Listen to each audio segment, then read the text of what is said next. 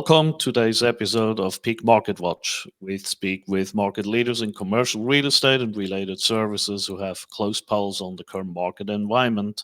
My name is Anton Mattli, co-founder and CEO of Peak Financing. I'm honored to welcome Bethany and Nate Smith, also known as the Cashflow Couple.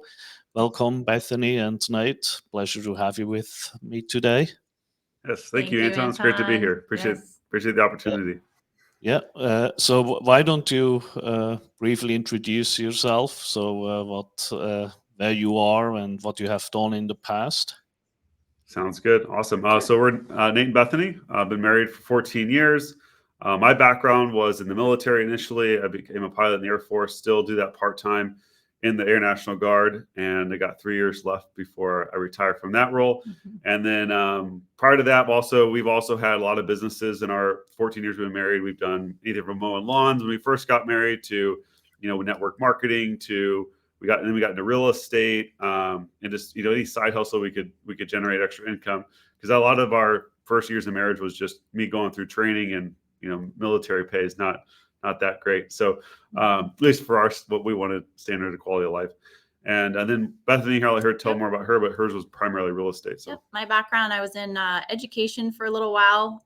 Being a military couple, struggled for a couple years trying to find what career I could get into that would carry with me. Different duty stations we were stationed at, or just Nate's career trajectory with flight was a little volatile, moving around a bunch. And so started out in education, doing online tutoring and mentoring, and then pivoted to real estate. I was in residential sales for about almost 4 years, and then got into the commercial space and was there for about 3.5 years. Yep. And then so we did multifamily for a few years, and then we exited out of that last year to focus on our main business, which is basically financial services and financial education, and just helping people understand how money really works, and building a strong financial foundation so that if they want to get into real estate or whatever other goals they have in their future, how to build that strong foundation to go into those future goals and ventures.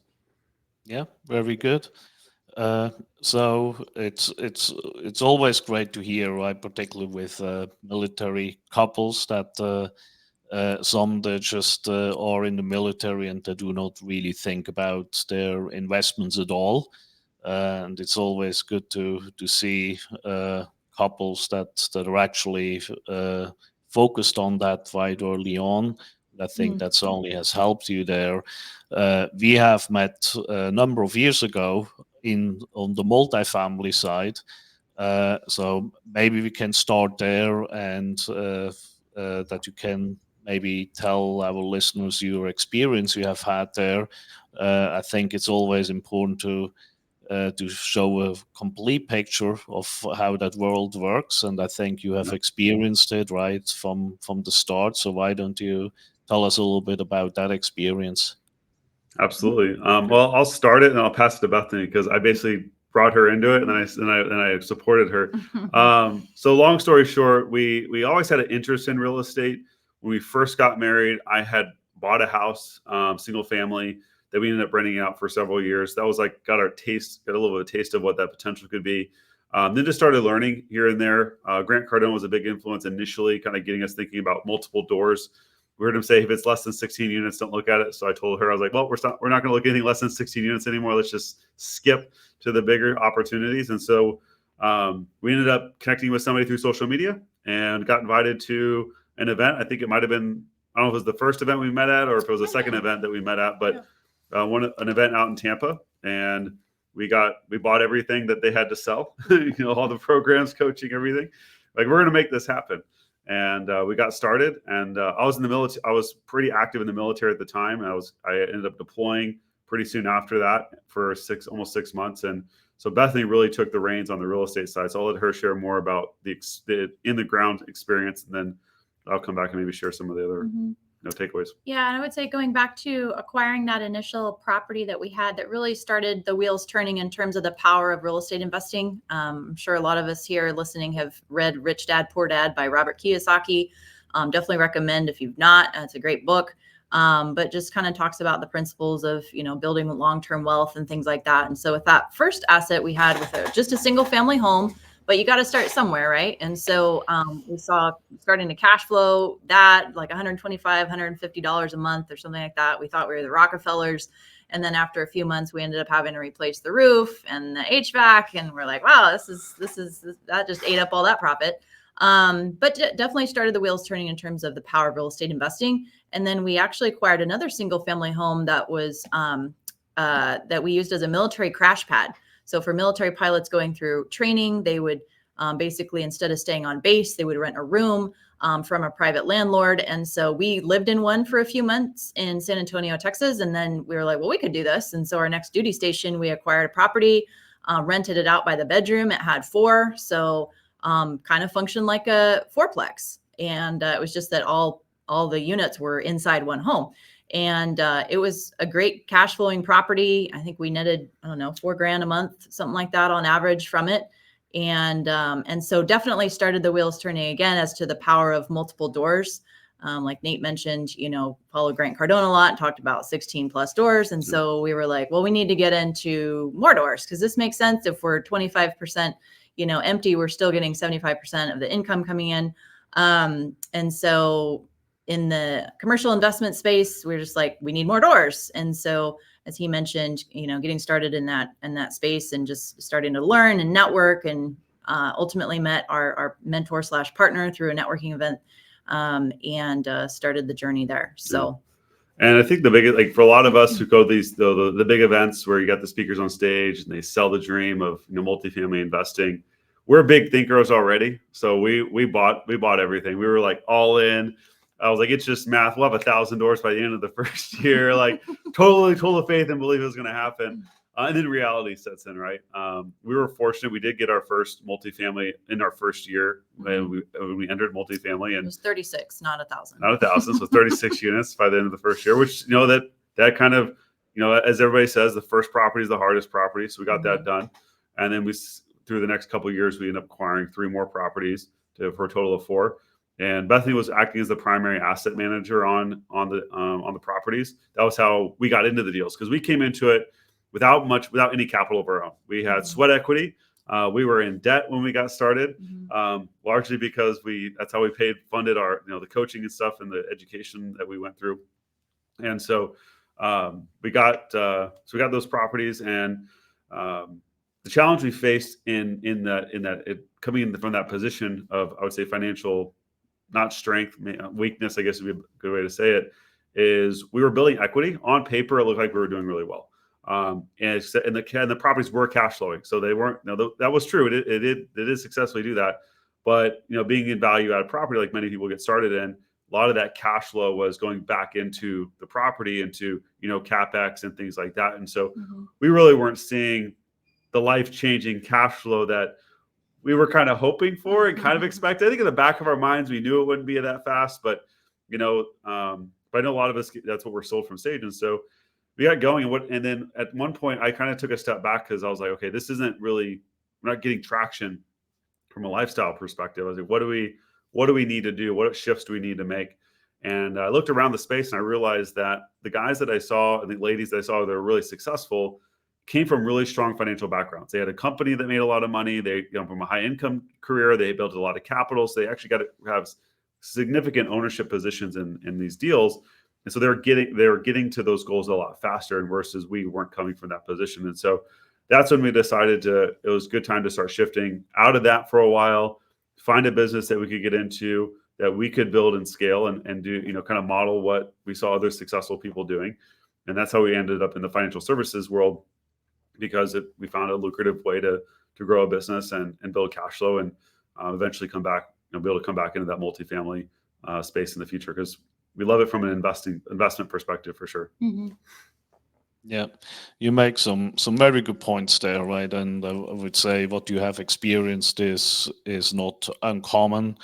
I have been speaking with general partners or GPs and co-sponsors over the last years, and very often they have gone into that world with very, very similar expectations, right? Because the numbers are big, particularly when you look at 100 unit plus properties. on paper these properties can produce significant cash flow. But what nobody really understands is that very often you have a preferred return that you pay to your passive investors. So the passive investors need to get paid first. And then on top of it, you also, as you mentioned, not all of that cash flow is free cash flow. It has very often has to still to go back into the property to do all the value add work. So very often, even during the good times, and right now, obviously, everyone knows we have a pretty rough time on the multifamily front when values have come down, depending on the market, 20 to 30% over the last 2 years. But even before that, it was very common for value add projects that the GPs or co-sponsors did not really receive any cash flow during the first 2 years. And that is fine when you don't need it and you have other income. But if you are in that for also to support your own daily living, then it is a challenge, right? And I think what you point out here is really very important, that it's a great space to be in, as long as one recognizes what the timeline is to actually generate cash flow, right? You may generate net worth and wealth, but that's very different from cash flow. And if you need cash flow from your investments, then obviously you need to understand that that might not be the right place to be, right? So it's a great place to be for long-term wealth growth and ultimately also cash flow. But it's only not if you just think, oh, you just jump in and now it's that great cash flow right out of the gate. It was that way maybe in 2010 to 2015, 16, when prices were so low that everyone was cash flowing right away.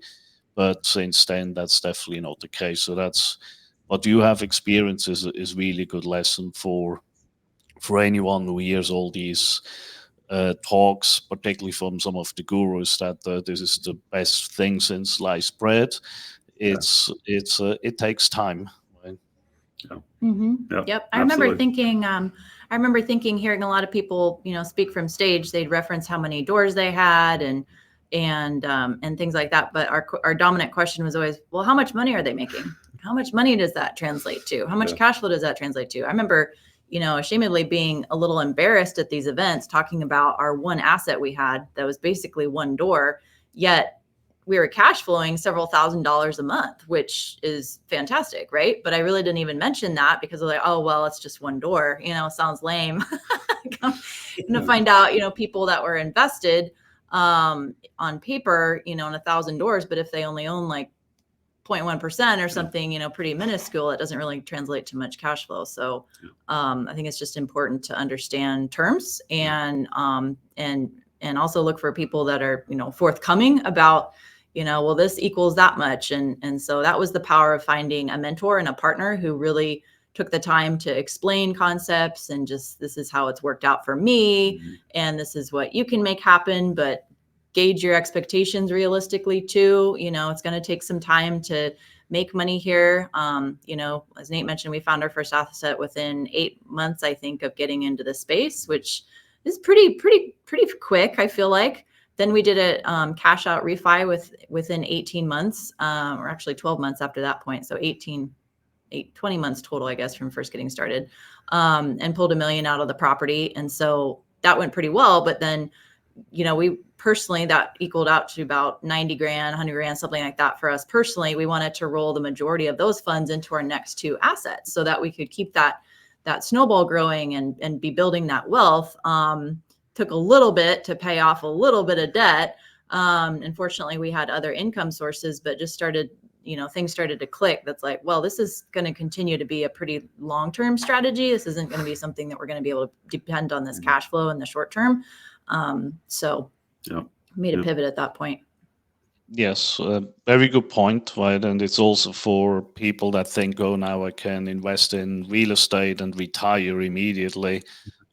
Be careful about it, right? So ultimately, to to be truly financially independent, your monthly passive income needs to exceed your expenses, right? And Right. your net worth might grow very quickly, but if you don't have any income, you still have a problem. Right? Yep. Mhm. Yeah. And, it's kind of interesting. I think we got sold the idea from, going to those events. But I remember hearing Grant Cardone talk a long time ago. He has his wealth circle, and it basically starts with focus on your income. And then step 2 is increase your income, and then save money, then invest, then increase your income again. And we just skipped the increased income part and just went straight to try to invest. And, that was the challenge that we faced. And looking back, like, oh, we should have just went with the original lesson that we had. But we were ambitious. We had the drive, and we made it work out. But ultimately, we went back to that principle of, focus on your income, focus on growing your income, then stack up your money to invest and becoming really an investor. And then till the point, like you said, till your passive income replaces your active income, to where you can maybe be a little bit more active in that managing investments versus, a business or a job. Mhm. Very good. So then you pivoted to what you're doing now. So maybe you can explain a little bit more what you're focusing on. Absolutely. So yeah, we got started in the financial services space. What started the look, we were just looking for an avenue to generate more income and more cash flow inside of a business that gave us some flexibility. We really wanted to be in something that was lucrative, that had a lot of upside potential, but also provided, freedom of location. We didn't want to be tied to a physical location for our company, and we wanted the ability to work in any market. So as we started looking around, And do it together. And do it together. That was other big goal we had. We wanted to do life and business together, and have separate careers where we like to say, like, pass in the night, and back off to where we were off to. So we started looking around for good opportunities. And one of our mentors that we looked up to from afar at the time was a guy named Ed Milet. And we started digging into his history and where his success came from. And it was through a company called World Financial Group. And so we did some research. We found an office, went and checked it out, liked the opportunity, what it looked like from a business system and platform perspective, and just the fact that, the core mission of our company is about financial education first and foremost, and just educating people about how money works and how to build a strong financial foundation and build that strength, so that as you step into things like real estate investing and what other goals you have, you have a good foundation to do that from. And for us, we didn't grow up, with learning about money and finances.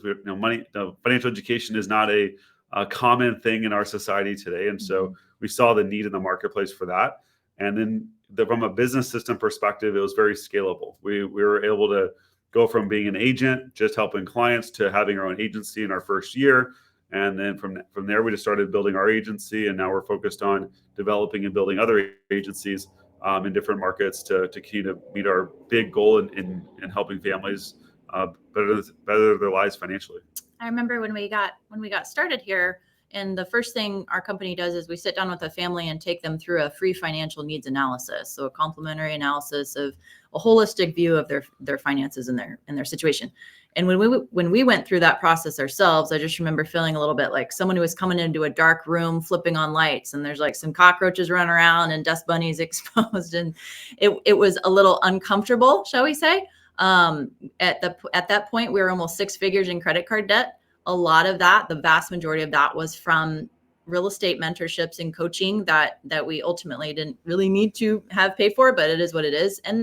But just kind of going through that exercise, we realized we really weren't keeping tabs on what was going out. Like, we knew it was coming in terms of income, but we really weren't getting organized and knowing what are we spending every month on auto subscriptions that auto renew without our permission, maybe, or knowledge, things like that. Getting it all out in the open. We're very underprotected in terms of life insurance for both of us. He had a small policy on him, but we didn't have anything on me. And that was a very powerful concept to learn, and the importance of that, and things like long-term care and living benefits that can help a personal tragedy from turning into a financial tragedy. And then just the overall importance of, investing and how to grow your money effectively, which we were getting into with the real estate and seeing that. But just kind of going about it, a little bit haphazard. I Yeah, would say we were just kind of like, haphazardly. we got a little piece over here, a little piece over there, but not really organized in any sort of systematic fashion. Mhm. And that's what, we first started our business. That was the first thing they did with us. They sat us down and said, let's take a look and let's take you through our process of how we help people get on a system and get on, a good financial plan. And that was game changing for us. And Mhm. as a result, it made us pretty passionate about, what we do there. Yep. Gave us a lot of clarity and gave us strategy, Yeah. and then hope and peace of mind, to help have things in place that will protect you and provide for you in a lot of situations should the worst case scenario happen. Yeah. Yeah. I look at money as a game. There's four pieces of the game. I can't take the credit for this. I've heard it from many other people, but the first is you have to know how to get money, and a lot of people know how to get money. And some people are really good at getting money, but the keep it, grow it, protect it parts are the parts that a lot of times people don't know about, and that's where we specialize in. And then for some people, we can also help them, increase the get part, but just how to manage what you have more effectively, how to keep growing, protect that money is so important for the future. Very good. So when someone sits down with you, just to get a little bit of a better picture of what your services are and what you're offering. So are you insurance agents, or are you also financial advisors, or do you work with financial advisors? How do Yeah. you position yourself? So we're insurance for the core of our licenses is in insurance. So we're insurance agents. We partner with advisors and other industry professionals to help put that holistic perspective in place. Our approach is really getting people that foundational educational knowledge about just how money works and how to get a good system, and then bringing in those other experts in different areas, like whether it's taxes with a CPA, or maybe if they have an advisor, their advisor, and things like that. If they don't have an advisor, we have connections to advisors that can come in and provide that other layers of expertise for choosing which investments and things like that. We don't really offer that advice, but just helping people understand the basics of how does an IRA work, how does a 401k work, how does life insurance work, how do these vehicles work that are out there, and then figuring out, okay, how do they fit into the overall picture? What is the impact on my money now and in the future based on where I choose to place it? That's the stuff that we really focus on in helping people gain that knowledge and understanding. And then for specific advice in specific areas, we partner with those experts. Mhm. Yeah, very good. So you mentioned one of the items was also that the reason why you went into that field was that it's more or less location independent, Yeah. which is kind of interesting to hear, because many people still feel that I need to be close to my financial advisor, to my insurance agent, to my advisors for my financial life. So how do you see that works when you're not necessarily close to someone who needs your help? Yeah, well, prior to COVID, that was very much the reality in our industry. Mhm. When COVID happened, everything went online. Like everybody was forced to go online, Mhm. and we've just stayed online for the most part. When we have our local clients, and we have some local agents that we've trained here in our area. We live in San Diego, but then because of COVID, naturally our business is across the country. Part of it is as owning an agency and not just being a solo agent. I have a lot of agents in different markets as well, that they're working with local clients in their local markets. And so as a company, as an agency, we're able to have that local touch. But also too, for me, I have clients across the country, and at least for what we've been doing, it's worked very well. There are a few people out there that still want that in person, and maybe we're not going to be the best fit for them, but we find a lot of people appreciate it. Even my local clients that I have here in San Diego, most of the time we still meet on Zoom, because we could end a meeting and jump on our meeting versus having to plan an hour of commute time to get to where we're going and then settle in. And a lot of times when we might meet in person a couple of times just to build the relationship, but when it comes down to do business, like we don't want to spend all that time in traffic and things like that. So I think people appreciate the saving time and things like that. So it's worked out really well for us. And So it hasn't been an issue. The industry overall pivoted very efficiently, actually. So we got started in this industry in November of 2019. We got licensed in January 2020. COVID happened March 2020. Yeah. Only a couple months later had really almost all of our major carriers, we work with companies like Pacific Life, Nationwide, Transamerica, pivoted to not paper delivery of policies, but DocuSign, and eDoc and stuff like that. And they really pivoted quite quickly with that. And so that's made everything just so streamlined and efficient that as soon as a client's, approved, in most cases, the e-delivered packets sent out, executed same day. They can download it. They can still request a copy. They can print one if they want. But overall, it just made the whole industry a lot more efficient and quick. So that was nice as well. Yeah, very good to hear. So let me ask you a little bit of a question that is kind of the elephant in the room with anyone who has been exposed to life insurance and life insurance salespeople as well as annuity salespeople, right? Sure. There is only that view that yes, life insurance is important, and all the coverages that it's offering is very important.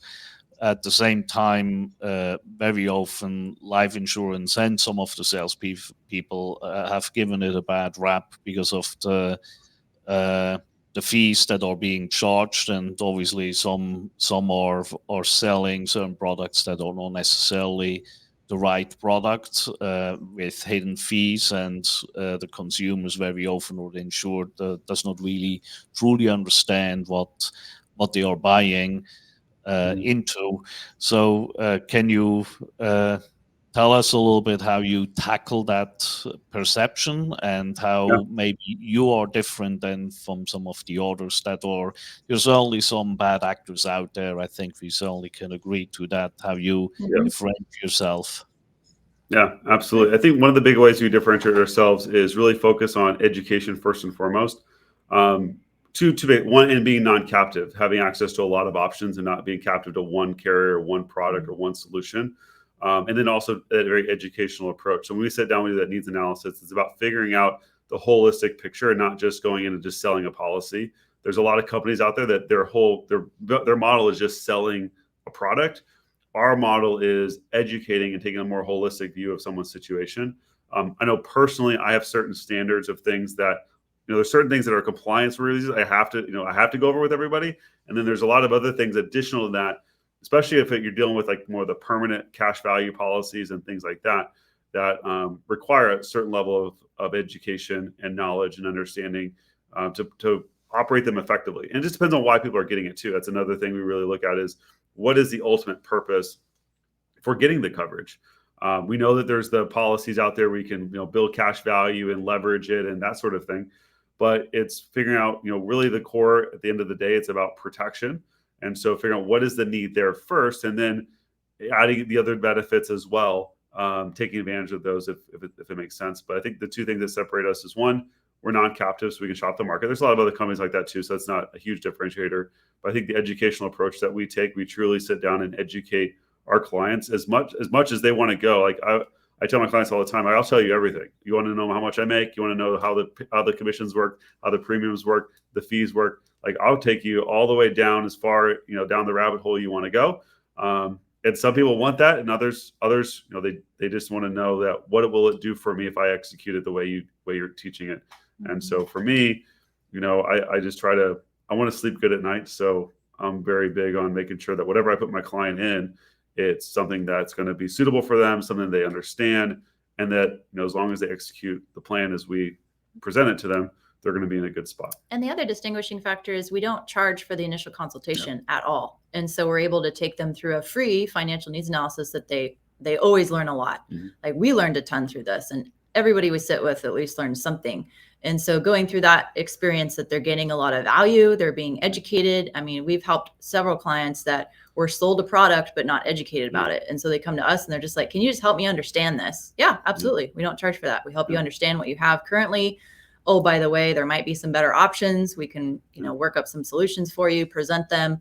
if we present a solution that makes sense, is there any reason you wouldn't move forward? No, absolutely not. So then we can kind of move on from there. But that's a big distinguishing factor too, that we don't charge for that. So we can literally sit with someone. We just sat with someone this week, younger lady, and only makes $1,200-$1,600 a month. Obviously we don't charge her for that service, but we present a plan, a solution, a strategy, just a roadmap for her to be able to start investing when she's able, and send her on her way. And she's going to work on her income and bring that up a little bit, and hopefully circle back when she's ready, and maybe in the meantime send referrals. But just feels really good to give that value and education and give people a plan and strategy that they're honestly not getting anywhere, in the traditional industry. Because for us, we look at really 6 key areas when it comes to the overall financial picture. It's their cash flow, how to manage that effectively, how to build an emergency fund. That's like number 2. Have proper protection at the basic level, just so that while they're building wealth, if something happens, they're protected. And then after that, then it's about building wealth and saving and investing and things like that. So, a lot of times we don't get into, acute cash accumulation, saving and investing, and those types of conversations until the foundation is laid. Meaning you have your core protection in place, you have an emergency fund in place, and things like that. Because we start getting into whether it's real estate investing or whatever else you want to do with your money, you want to make sure that you have the ability to take care of yourself. So if something happens, either investment goes bad, or God forbid you lose your job and now you lose that income, like now you got money tied up over here. Like, how do you have that foundation of success? And for us, again, we try to take that holistic perspective and fit in solutions that make sense based on their needs and goals. Very good. Would you be able, if someone comes to you who has been sold a product that was not really suitable, to move them out of it? Or what's your advice for individuals like that are stuck sometimes with products that might not be suitable for them? Maybe they already have paid a high price for it, right? Yeah. And they're stuck with those.